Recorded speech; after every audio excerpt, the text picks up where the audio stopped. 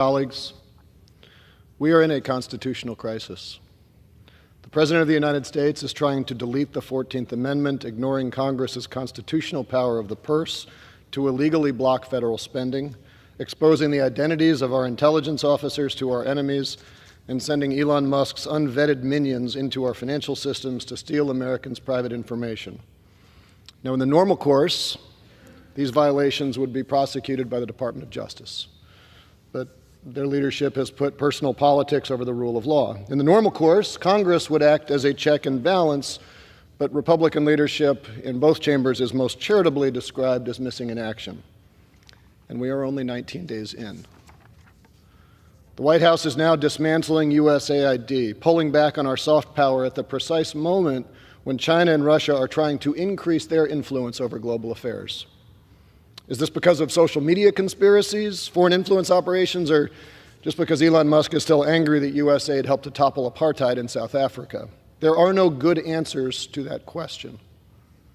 They're targeting the National Oceanic and Atmospheric Administration, stripping our ability to make weather forecasts in the wake of rising seas, surging hurricanes, and ever more devastating wildfires. Take away our ability to give advance notice of those storms, and Americans will die. They're opposing competitive markets as they refuse to enact existing laws to build out EV charging networks and renewable energy because they know that to do so would be to bring resources onto our system that would further erode the market share of more expensive and dirtier energy. And they've now stolen data from the Treasury Department files so that Elon Musk, a man who gives Nazi salutes and actively campaigns for the neo-Nazi party in Germany, can access personal information that could potentially be used to target his political enemies. This is the very foundation of fascism, all of which leaves us in this chamber with a choice.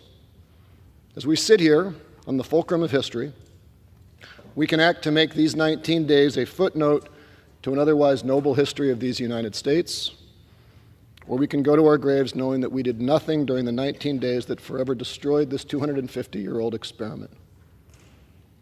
We can choose evil in this moment.